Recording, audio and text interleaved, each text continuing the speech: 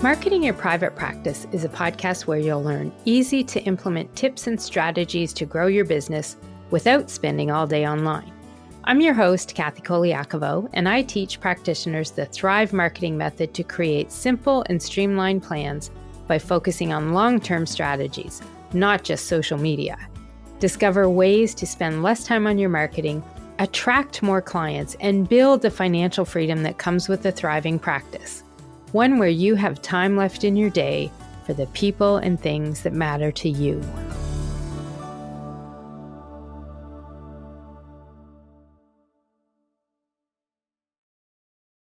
Practitioners like you deserve a thriving practice helping your clients live long, healthy lives. But this won't happen if you're spending more time on marketing than you do working with clients. I'm Colaiacovo, marketing strategist for practitioners and dietitians, and I can tell you that marketing your private practice shouldn't be complicated or take hours a day. This podcast helps you build your confidence and skills with actionable and easy to understand marketing strategies, along with time-saving tips. You'll learn to spend less time on your marketing, how to attract more clients, and build the financial freedom that comes with a thriving practice. One where you have time left in your day for the people and things that matter to you. In today's episode of the Marketing Your Private Practice podcast, we're going to talk about whether or not you're being honest with yourself when it comes to your time and your calendar. If you aren't, that's most likely why you're spinning your wheels and working all hours of the day and even into the night, just trying to get everything done in your practice. That's not ideal. It's the opposite, in fact. Today, I want to help you do a reality check on your time and your calendar so you can thrive versus just getting by. Let's get to it. Hey, private practice heroes. Thanks for tuning into the Marketing Your Private Practice podcast, where you learn easy to implement tips and strategies to build and grow a private practice without spending all day on social media. I'm your host, Colaiacovo, a marketing strategist with over 14 years experience helping other practitioners thrive in business. Today, we're going to talk a little bit about the reality of planning an ideal week in your practice. When you take the time to plan and create your ideal week, the reality of time tends to come to life and light. There's an exercise I do with some clients and program members that is often very enlightening when it comes to why it seems there's never enough time in their day. When we do this, it's an exercise that really opens their eyes as to why they've been working nights, why they're working late nights, and even on the weekends. The reality is that sometimes there just aren't enough hours in the day, and like food, our eyes can be bigger than our stomachs. In this case, though, the time we think we have is not enough to accomplish everything we have on our action step list because we're not being honest about how much time we have and what we need to do in that time. When you go about your days not thinking or scheduling or planning anything, well, that's when the time is going to run away from you, and it's going to run away a lot faster than you can imagine. It's why whenever I assign this exercise to clients, it is such an eye-opener for them because they haven't been realistic with their time at all. They haven't been honest with themselves about what they truly can get done in any given day. Well, until we do this exercise, that's when the honesty starts happening. Being realistic with your time means you plan for actual time and the ability to actually complete and finish the items on your list, because you have planned it with a dose of reality. And that reality includes more than just business and work. It means planning for time for you, for time with your family, with your friends, for your hobbies, the things that make you happy, the things that are part of you living life and not just working all the time. You often hear me speak about helping practice owners build a thriving practice, one with simplified and streamlined marketing, so that they can build a steady flow of clients and do it with time left in your day for the people and things that matter to you. Well, who wouldn't want this? Any business owner wants that kind of life and business, not just practitioners. But if you're not being realistic with your calendar and your time and the activities you need to get done that are part of everything you do in your life, then making that thriving practice happen could be an impossibility versus a reality.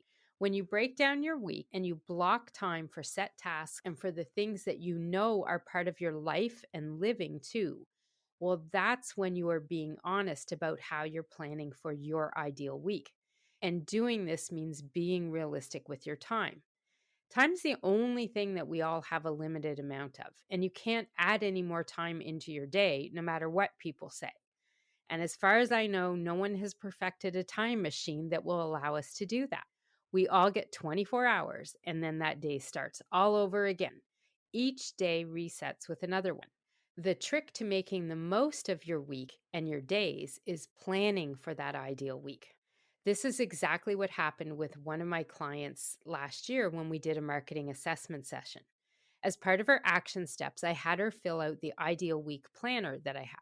When we met for our follow up session, she was shocked, but she finally also understood why she was struggling to finish her work stuff every day, why she was working so many nights and feeling burnt out. She was thinking she could accomplish so much more in her day than she really had the time to do. And once she was able to factor all of that into her planning and her calendar, the things that all needed her attention, well, that was when things changed. Now, she's married with 3 kids, and 2 of them still live at home. So, part of what she wants to do with her life is be part of many of her kids' activities. Plus, she had a hobby of her own.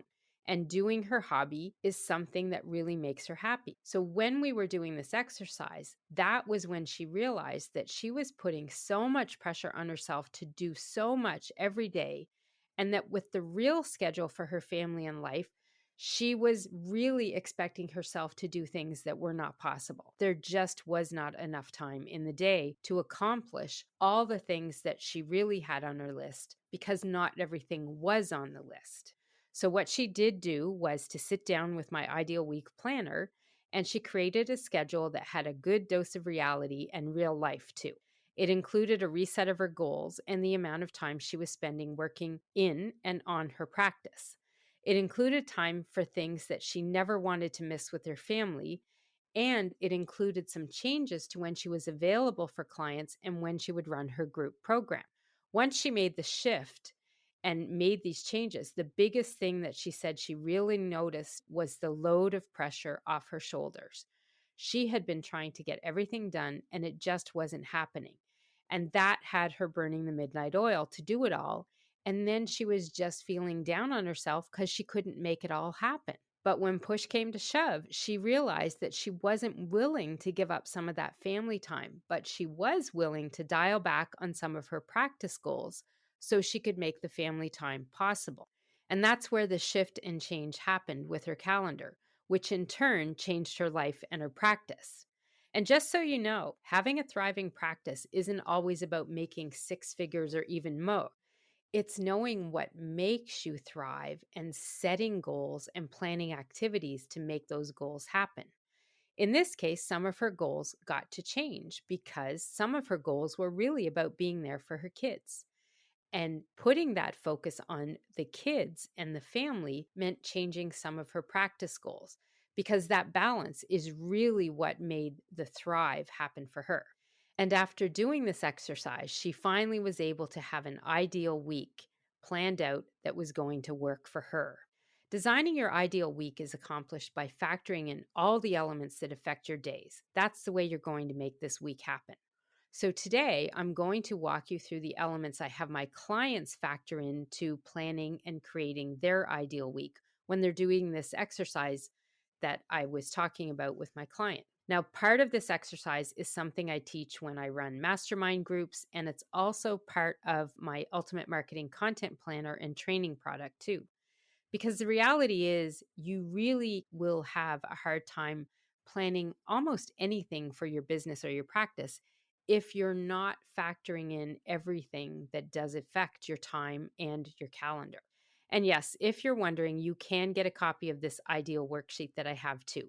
I'll link to that in the show notes. It's a free download that you can use to plan your own ideal week, but be sure you're planning a realistic one, okay?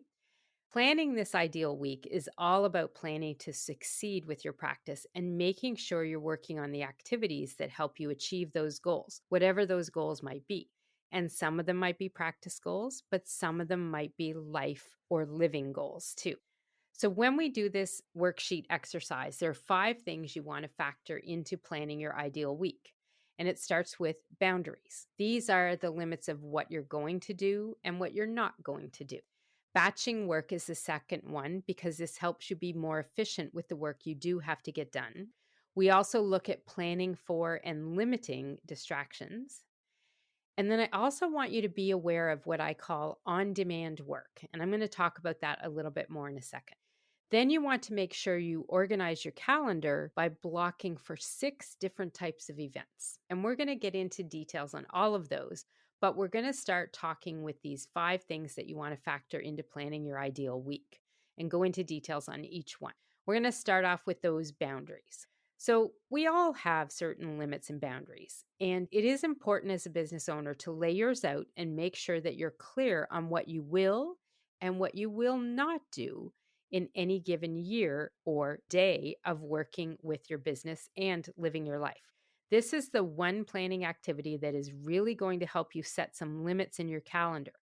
You're going to know what you will and will not do, and when you will work and when you won't work, and when you plan to do things and not do other things. Boundaries are really important. So, when you're thinking about boundaries, I want you to think about the things you've done or experienced that you never want to happen again. So, I want you to write those down as the things you do not want to do. These are going to be some of your boundaries, and they're important to balance in your life and to balancing your calendar and creating that ideal week. So, here's a couple of examples that will inspire you to think about what some of your boundaries might be. So, one of them, and a couple of these, I'll be honest, are mine, not working on weekends or evenings. Another one is not being on social media on the weekends. So, one thing I tell members in my Thrive Marketing Academy is that they can post in our private community, which is open for them to ask questions anytime. But I generally will not respond to them if they post on the weekend or during my vacations. Now, sometimes they might catch me on a good day and I might see it and put something there. But I set the expectation that if you post on the weekend, that's okay. Post away, ask your question so you don't forget. But I might not respond until Monday. Okay. Another example of a boundary is not working with a certain type of client. For example, I don't work with large corporations. I've done this in the past a couple times. I did not have a great experience with it. I much prefer working with solopreneurs, people who are the ones running their business, running their practice, and making the decisions. But also, they're the folks that are generally having to do their own marketing and run their own business. And I've got the experience that can help people like that. They're the ones that I really love to work with. The experiences I had with larger corporations were not fun. I didn't enjoy them. And so many years ago, I made a rule in my business that I don't want to work with large corporations. My business, I can do what I want. That's one of the things I love about being an entrepreneur is the freedom to do what you want, work with who you want, and doing what you want in your business. Now, sometimes boundaries may not be what you're thinking about originally either. For some folks, working on weekends will be something they want to do in order to balance out when you don't want to work during the week. Maybe your kids have activities like my client did. I personally used to be the only mom who never had a hard time getting my son to the school hockey games at 3 o'clock in the afternoon because I planned my work and my schedule around when my kids had activities. It also meant, though, that I had to make up that time if I did want to do work that would normally be done then. So that's when I would plan to work into the evening on certain days or on the weekends. So setting your boundaries is important because you need to know where you're going to have open space and block space in your ideal week. And again, your boundaries are all going to be very different based on you, your life, your family, your commitments, everything that you have going on. So really think about what you do and what you don't want to do when it comes to boundaries. So the next thing that we look at when we're planning this ideal week out is batching work. And batching work is simply doing work in batches of time so that you can concentrate on one thing or similar types of tasks and get it all done, or get more than one done even. The main purpose of this strategy of batching work is to avoid jumping back and forth between tasks. Because once you're set up to do something, doing more of that same thing can help you be a lot more efficient. A good example of this is creating marketing videos or creating marketing content. Many folks will batch these kinds of activities together in a bunch of time all blocked out in their calendar in order to finish a bunch of these in one setting. Marketing videos are a perfect example of how this works. So let's say you want to have 4 videos a month you're going to use in your marketing.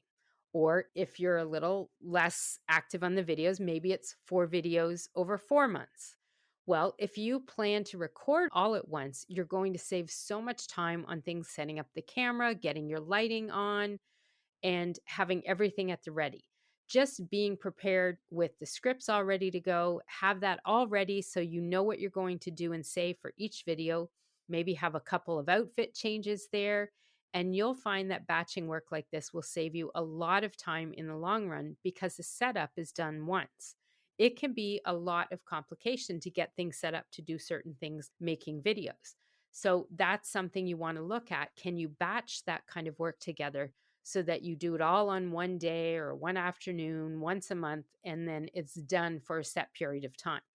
And there's so many things that you can do batching of work with. Consults, client calls, many activities that you have in your business, you'll be able to think about how you can batch them together. The thing you want to make sure though is that when you are batching things together, that the work you're doing isn't overwhelming when you do a bunch of them together. So for instance, client sessions. I know some practice owners love going back to back and some do not with these. I know for me, I only allow at the most 2 types of client sessions booked in my calendar every day. So the way that I have my calendar set up, once 2 are booked, everything else is considered booked up for the day.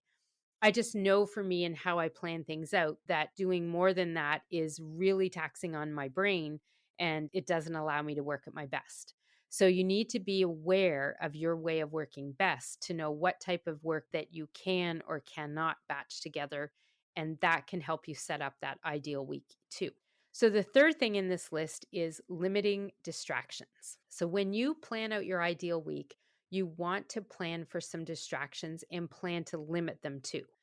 And distractions at work can come in many forms. I've been working from home going on year 15 this year. And trust me, I've run into so many situations and learned how to deal with many different distractions. A lot of times, especially as you start out working for yourself or even working from home, these distractions sometimes come from family, friends, clients, and strangers, even yourself. But a lot of times at the beginning, I find it's a family and friend kind of situation. Now, sometimes they even come from things that aren't living. Just think about email and social media. Those are really big distractions. Neither one are living things, but both of them are some of the worst distractions that ever come into play when you're looking at your day and your calendar. They can suck time out of your day. Nothing ever could. Well, not at least before the advent of the internet, that is. So that's why planning for distractions is important because they will be some of the biggest reasons why you never finish anything on your list of action steps or your to-do list. So you want to plan for distractions by blocking some blank time every day that allows for the unexpected. If nothing occurs, great. You can always catch up on something or just take a break and relax, what I call a little hit of happiness. Now, some of the ways that you want to plan for distractions might be doing things, setting times for checking social media. And I always tell people use a timer if you need to, one with a large bell that will scare the crap out of you. So if you're really into what's going on in Facebook or Instagram, it kind of wakes you up and makes you go back to reality and turn it off and go back to what you should be doing that's set for that time next in your calendar. You want to have a purpose as well for using social media. So if you want to use it for 15 or 20 minutes in the middle of the day because you know you like it, it's a way you relax, and it's one of your hits of happiness, great, go for it. But if you're on social media during your workday, because it is such a distraction there, you want to make sure that you're having a purpose and a plan for the time you spend there. Maybe it's doing some networking online. Maybe it's part of your working on your business or doing some networking or marketing. That's great. But again, plan for the time and have a timer. Now, one thing that I found that happened for me when I first started my business, family and friends didn't actually seem to take my business as seriously as they did when I had a job at a bank. So they would often call during the day just to chat.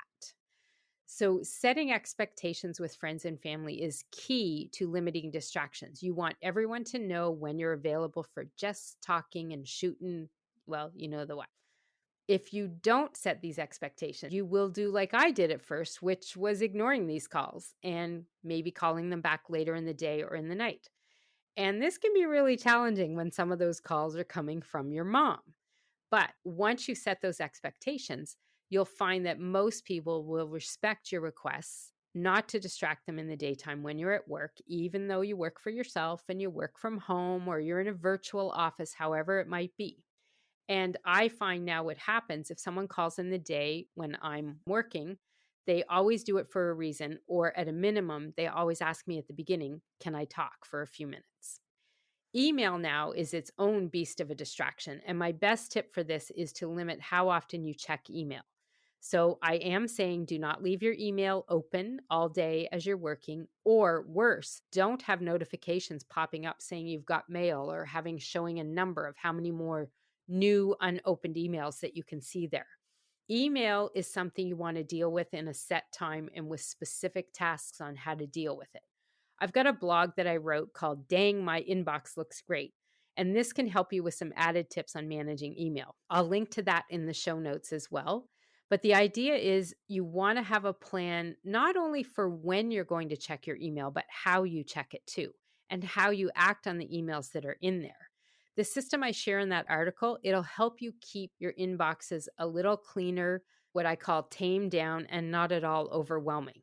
So I will link to that so you can read all about some ways to keep your email under control and not be someone that is all the time and really distracting your own self by dealing with what you're finding in the emails. And talking about emails actually leads into the next element you want to factor into planning your ideal week, which is being aware of on-demand work. Now, when I talk about on-demand work, we want to really talk about how you can be limiting some more distractions, because that's what on-demand work is. And I refer to it as work and tasks that you didn't plan for in your day. And one of the best ways to limit some of the distractions that you'll run into is to be aware of what on-demand work is and how it crops up in your day. These are things that are not in your calendar, but that may, and I stress may, need your attention. Emails are the worst for this because they can cause you to do all sorts of unplanned work that may not even be important to you at all. So having a system and a time to check email and then prioritizing the work that comes from those is critical. That's what I talk about in that article that I mentioned. And it's also why some folks will have those automated messages you see that say they only check emails a couple times a day, so don't expect a reply soon. Now, I will say, I used to actually keep copies of some of the really good ones that I used to get. Some of them were utterly ridiculous, if you asked me. And some of them made me think, how can you even run a business if this is how you're going to deal with email? Because that's the only way you're communicating with people. So I think it's important to have a system, especially for email and how and when you're going to check them. But I also think you can do it in a very professional way and make sure that you're not missing things that need to get done too. And there's some other productivity tools out there that a lot of them will say they help you get work done and help you be more productive, but I kind of think some of them are the opposite. Instant channels, Slack, or in the old days, we had Skype. These are some of the ones that are really bad for creating more on-demand work, and they're distractions too. These kinds of systems allow people to instant message you looking to get a response. And yes, it goes both ways, but that means if you're sending someone a message, you're just doing the same to somebody else. So you want to really think about how you use things like this. My team and I actually do have Slack there, and the expectations I set are use it if you need a quick answer for something. But if I'm on a call with somebody or if I'm in a training class, I may not answer or see it right away. If I do, I might just say the words on phone or on call, and then you know that I will give you an answer, but it might be delayed. So setting those expectations is important. But if you're using tools like this where people will send you an instant message and then all of a sudden you have to shift and change and do something else right away, that's some of that what I call on-demand work. And you really have to make time for it the same way you make time for distractions. So you want to add a little time in your calendar to allow for it so you have a buffer. But make sure, most importantly, you don't let someone else's need for on-demand work become yours. Just because they have an urgency doesn't mean you do. And this is a hard thing to try and do sometimes. It is a bit of a boundary as well, but making sure that you know what on-demand work is and how you can be so distracted and how it can make you more unproductive is critical to planning that week. So you want to plan to allow some time for it, but you really don't want it happening all the time. So planning to limit it and make sure people know how to expect to work with you is critical. Now, blocking time is the fifth factor in what we're going to talk about to include in planning your ideal week. Blocking time in your calendar is really taking the time to fill in your calendar with the things that are all going to be affecting your time. So these are things that are business and life activities. If you don't include all of them in your calendar in your ideal week, then the work you're looking to do might never get done. And this is where many folks stop being honest to themselves, and it's where they skip over the things that they actually need to get done in their day. But by skipping over them, you're not planning for a realistic day or a realistic week. How can you possibly see 3 clients on the same day you always take off to go to your kids' school and help out? Can't. It's too challenging to do that. How can you possibly get your marketing work done that you're planning for if you're at those kids' activities too? Or maybe it's the day you have to go out and help your siblings take care of your dad and take him to the doctor. Or days when you always go out like I do every so often and get my nails done. If these things aren't put into your calendar, you're going to have a hard time reaching your practice goals when you need those time blocks to get some of the work done. But the blocks are actually taken up by your family and life obligations. And this is where being honest about your commitments and your time that you need to live comes into play the most. Blocking time for the things that matter and the things that really do happen in your life is the best way to make sure you're planning that ideal week. There are 6 main things that you want to make time for in your calendar. They are family, life, client work, business work, marketing, and happiness times. So family and life are kind of the same. And to me, they're the most important ones that you have to block in your calendar because they mean everything. And they're generally why you're working in the first place and have a business to support your life and your lifestyle. So you've got to make time to live. Living time can be blocking time to do things like hobbies, activities, vacations, and even downtime. So family and lifetime are things that you want to make sure that you put into your calendar, and when you're blocking time, you include those. Then you have client work. So client work is the time you spend directly working with or for your clients. How much time you block in your ideal week for this is the time that you're going to need to earn the revenue you've set for your practice. So client work is making sure you've got blocks of time in the calendar where you're going to be working directly with the clients or running a program or out speaking at an event if that's part of what you do. Making sure you've got this client time in there is really important. And just because every week might not have clients booked in the spot doesn't mean you don't plan for it. You need to include that time into your ideal week too. Business work or biz work is what I refer to as the work you do on your business or your practice. This is your CEO work, if you will. It might be admin work, paperwork, billing, professional development. It's the type of work that's needed to keep the business running or the type of work where you're developing your skills to stay current with your service offerings. So business work is important as well. And I do want to mention that setting aside professional development time is important and it's part of your biz work. If you don't want your programs and your investments in yourself to just go sit on a shelf and never be used by you after you've paid to take part in them, you've got to be making sure you block time to do that kind of development. Okay. So business work is a combination of really what you wear all the hats in your business for. Okay. And then when we talk about marketing time, this is doing the promotional work that helps you market your practice and reach new clients. So it might be working on your website, your content marketing, your emails, newsletters, social media, but it's also time you take to do networking, whether it's marketing and networking with people online or offline. Maybe you go to a special networking event every week, whether it's in person or virtual. This is marketing time, and you want to block for time to do this as well. And it doesn't really matter how you're out there working with people. If you're doing it, going to a doctor's office to talk to folks, that's part of your marketing time. If you're talking to therapists that refer clients back and forth to you, and you make a point of visiting them every so often or booking calls with them or even sending emails to reach out to them or snail mail, then that is time you want to block for as well under the marketing time. Now, there will be shifts in some of the time and how much time you're going to need to block for clients, for biz work, and marketing work too. When you're starting out in your practice, you're going to need more time for marketing and less time for clients as you build your client list and your bookings. Then, as you get booked with clients and you grow your practice, those times will shift a little bit. So, your ideal week will change over time, and that's good. It's got to change and shift as you grow your practice and your business. The last of these 6 items to include in blocking your time is the happiness, or the hits of happiness, as I call it. I look at this as setting aside specific me time, the things I love to do in life, and not so much about work. This is really self-care time, and it's so important for you to make sure you're prioritizing yourself so that you can have balance in life.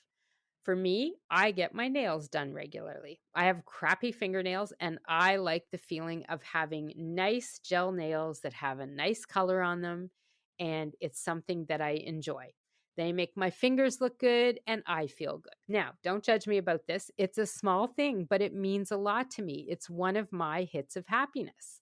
It's a way that I can get away and go do this, and it's just me. And the way that it happens is I have to drive to the shop where I go, and it's called Cuticles in Windsor, Nova Scotia, if anyone is wondering.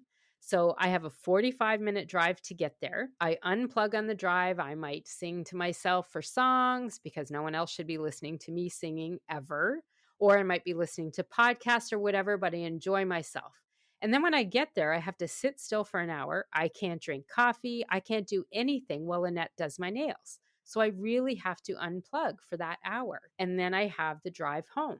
So for me, going and getting my nails done is really a big hit of happiness for me. And I always love doing it. And that's why I often recommend people block time for happiness into your calendar. But I also think you should keep a list of your hits of happiness too. Because sometimes these little hits of happiness can be really small things that make a big difference in how you live your life. And having them written down is one of the best ways to remind yourself to get in your hits of happiness. For me, I have some of that into my goals. There are some things that make me happy that I set every year as different goals that I want to make sure I don't forget about doing and that I accomplish them over the course of the year. So when you're looking at filling all of this out, and if you are listening to this episode and thinking, oh, I really want to include all of this stuff and put it into my ideal week, don't worry, you can grab a copy of that worksheet that I have on creating your ideal week, and you can get started planning. And it has a list of all of these 6 different elements that you want to be blocking time for your calendar. And then when you're planning out the entire week in the calendar, the things you want to include, those 5 items, the boundaries, batching work, planning for and limiting distractions, being aware of on-demand work and working to limit that, and then organizing your calendar by blocking the time for 6 different types of real life events. That's when you'll find yourself creating a realistic weekly plan that fits in all avenues of your life and helps you develop that ideal week. And doing it by being honest to yourself about how much time you really have and what you can accomplish in that time. Doing this ideal week exercise ensures you make all your commitments to everyone in your life, your clients, your colleagues, your friends, your family, and most importantly to you. As you go about planning your own ideal week, you'll be thinking about yourself more than you're probably used to. Because as the CEO of your practice or business, you are critical to your success. So one thing that I really want you to remember, and even repeat this often to yourself. Actually, what I'll do, I'll make an image of this mantra that I'm going to tell you in a minute, so you can print it and save and use for yourself. So I'll make an image of that, and you can download that from the show notes page as well, where you're going to see it. But I want you to remember this and repeat it to yourself often. You count as much as other people in your life. Saying no to others means that you can say yes to yourself. And it's okay. And in fact, it is a good thing to make time for you in your schedule. This is the best way to thrive. So remember those 3 lines. They are important because you really are just as important as anyone else. And it's like they talk about all the time on the airplanes. If something drastic happens and those airbags come down that you need to breathe on, you're supposed to work on yourself first, get yours first before you help others. if you are not prioritizing yourself in your own ideal week creation, it's really challenging for you to be available to help others and be at your best to help them. So be sure you get a copy of that ideal week worksheet and the mantra image I'm going to put there on the show notes page. And you can find that at marketingyourprivatepractice.com/22. And remember, if you have any questions you want to ask about this lesson or even a topic you want me to consider for a future podcast, send me a quick voice message at speakpipe.com/KathyC. And definitely let me know as you go through the ideal worksheet if it changes how you feel about your weekly schedule and what you have on it now. Send me a message on Instagram with your ideal week breakthroughs. I would love to hear them. So this is Kathy Colaiacovo signing off, and I just want to say thanks for listening in, and I'd love to ask a favor. If you have been listening to the podcast for a little while now, I would love it if you could rate and review it on your favorite player. So just look for the rate or review button, share your feedback wherever you're listening to this podcast. I would really appreciate it. So have a fabulous day, everyone. And remember, if you want to thrive in practice, you can start by planning your realistic and ideal week. Be honest with yourself about your time, and that is going to help you have that true ideal week. I'll see you next time. You can find all of the show notes from Marketing Your Private Practice with Kathy C. and the resources mentioned in this podcast at marketingyourprivatepractice.com. I'd love to connect with you on Instagram. You can find me there by searching for Pepper It Marketing. I'd love to hear any feedback you have on the podcast, and be sure to review us online and hit subscribe on your favorite player so you don't miss any future episodes.